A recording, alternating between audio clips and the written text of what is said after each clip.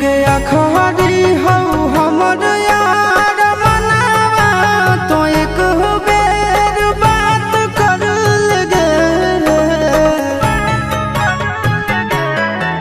हो गया खरी हो हमर यार मनावा तो एक बेर बात कर लगे हो गे सोना यारवा हो भरती पटनवा में आके मुलाकात कर लेगे आगे सुना यारवा हो भरती पटनवा में आके मुलाकात कर लेगे आगे चली जाइबौ छोड़ी के दुनिया विदाई अपने हाथ कर लेगे आगे सुना यारवा हो भरती पटनवा में आके मुलाकात कर लेगे आगे सुना यारवा हो भरती पटनवा में आके मुलाकात कर लेगे।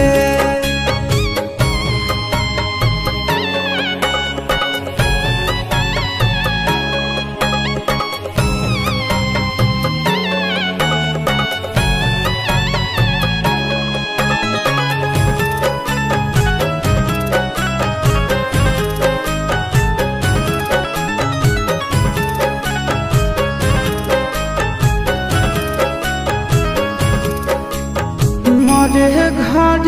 पनिया पिलाई दी है जान गे कफन ओढ़ाई दी है टूटत ही जब प्राण गे मरे घर पनिया पिलाई दी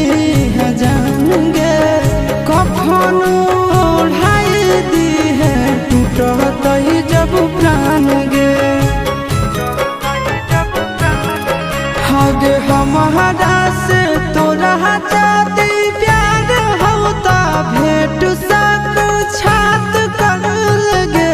आगे सोना यारवा हो भरती पटनवा में आके मुलाकात कर लेगे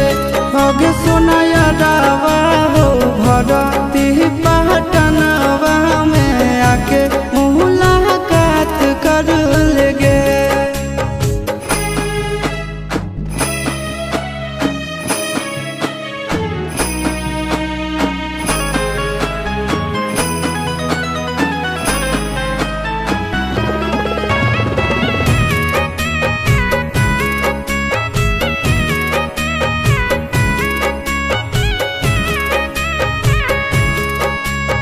डॉक्टर जवाब दिल के बुलावा मौत के देखी के चेहरा जानू चल जाई है लौट के डॉक्टर जवाब दिल के बुलावा मौत के देखी के चेहरा जानू चल जाई है लौट के आगे अमन आलम दिलहाया शिश नंदन से औरी बिसवा घात कर लगे आगे सोना यारवा हो भरती पटनवा में आके मुलाकात कर लेगे आगे सोना यारवा हो भरती